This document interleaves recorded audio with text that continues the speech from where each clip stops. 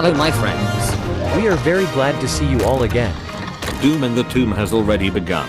Also in recent events, huge scandals, revolution, large changes in the meta game and of course some nice gifts. We'll talk about this in our video today, and also announce the best decks that include the new wildcards. Since the Year of the Dragon, a completely new tradition has appeared in Hearthstone. In the middle of each 4-month expansion period, we get a unique event that significantly changes the metagame. In the middle of the Rise of Shadows, the Boomsday Project cards received a buff, and we also got Snip Snap. 2 months after the release of Saviors of Uldum, each player has access to 23 cards from the Wild mode absolutely free. According to information from Twitter, these cards will be available to us for 2 months until the release of the new expansion. This has both positive and negative sides. But first things first, let's look very briefly at the top 5 most productive new decks. In 5th place is Malygos Quest Druid featuring Khun the Forgotten King and Emperor Tarasan. Wildcards definitely made the Malygos archetype more effective.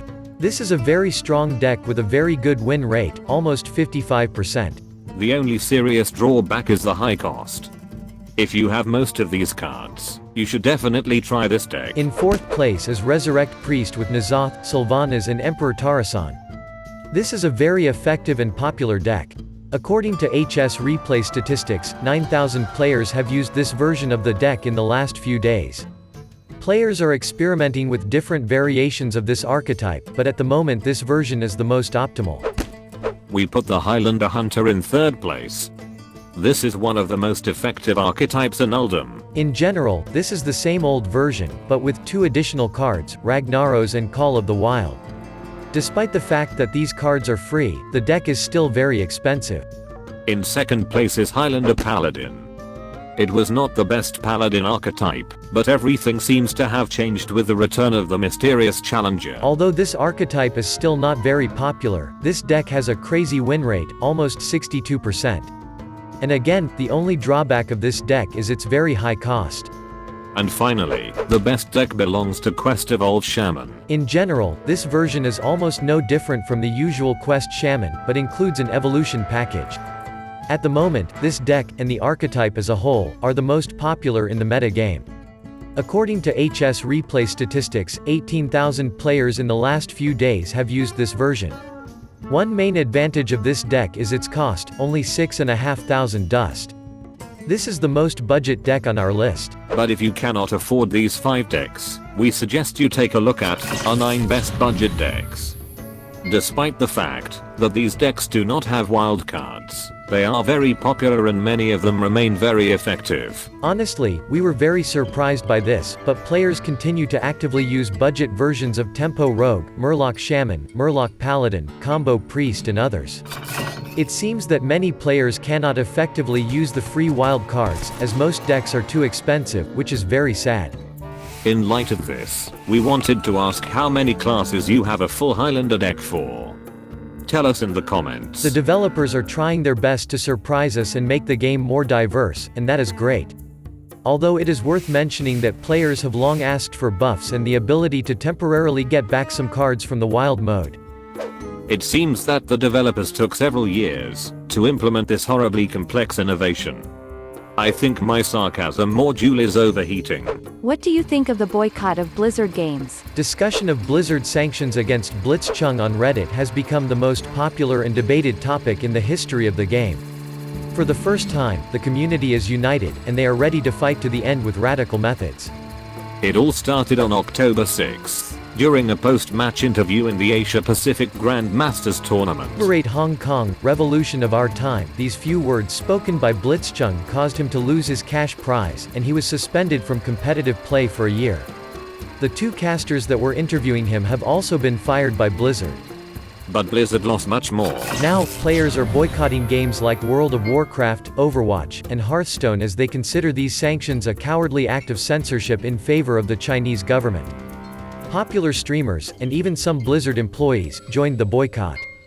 All of this has grown into a massive deletion of accounts by players. It took almost a week to get an official response from the president of Blizzard Entertainment, Alan Brack. He announced that the sanctions against Blitzchung and casters were weakened, but it seems that the community does not like such a compromise.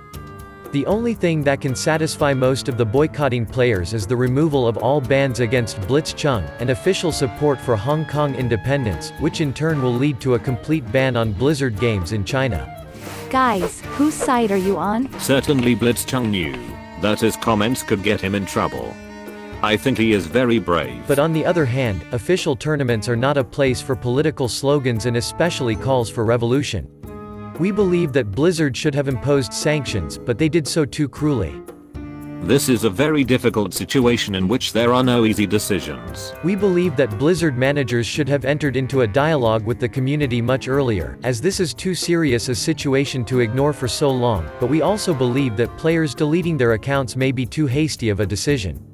Moreover, such aggressive actions of the community in attempts to harm companies as much as possible do not give many visible results.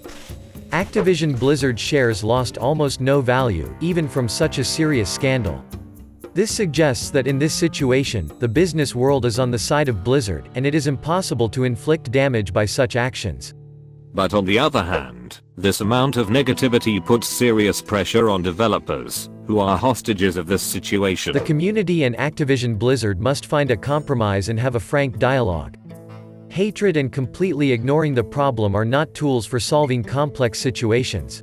Unfortunately, this situation has exposed a completely different, more global problem.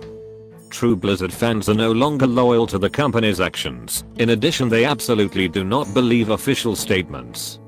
Therefore, such scandals will happen more and more often. Now let's talk a little about Hallow's End. We constantly try to monitor the number of awards that players receive during events. Let's look at rewards during Hallow's End. In Hearthstone, players receive different types of resources: gold, cards, dust, arena tickets, and packs. Each of these resources have a specific value. How can they be compared with each other? If you watched our video about obtaining a complete collection of cards for free, then you should know about how we divide up all resources.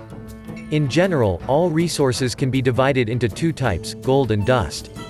Gold has the greatest value, dust has a value of about 2.5 times less.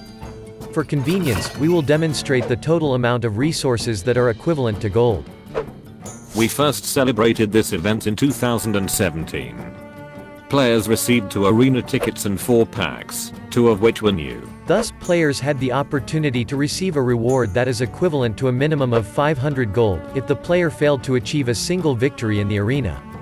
The maximum reward was 1900 gold, provided that the player managed to achieve 12 victories twice in the arena. In 2018, we again received 2 arena tickets and a golden epic card. Thus, the reward was less. What did we get this time? This time we will receive much more resources. Players will be able to receive a reward that is equivalent to 1050 gold in minimum, and an average of 2450 gold will be the maximum reward. Wow, we did not expect such generosity. What could be the main reason? We cannot give a definite answer. But perhaps this is due to the fact that matter has become incredibly expensive for players, and the developers decided to give us more resources. It could also be due to Blizzard's desire to lure players who have already left Hearthstone back into the game using cool, familiar cards from the past and good rewards. Perhaps this may also be due to the fact that players have been making fewer purchases recently. According to our data, the number of players who pre-ordered Uldum was much less than the number of players who pre-ordered Boomstay. Why did some players refuse to pre-order? We don't know the answer to this question, but we did ask our viewers about it. We got a rather interesting answer. The fewer resources the players receive, the less motivation players have to invest money. Perhaps Blizzard decided to change this. This leads us to our next piece of news. 2 weeks ago, some players received an invitation from Blizzard to take part in a large survey. This time, besides traditional questions, there were many questions related to the cost of pre-orders and special bundles. Among this was a question related to the cost of classic packs. Perhaps the team intends to change the cost of the classic set as early as next year? There were also many questions related to the new Tombs of Terror adventure and its cost. We also asked to share your impressions about the first chapters and ending of the adventure. The first chapters evoked much more positive emotions than the ending of adventure.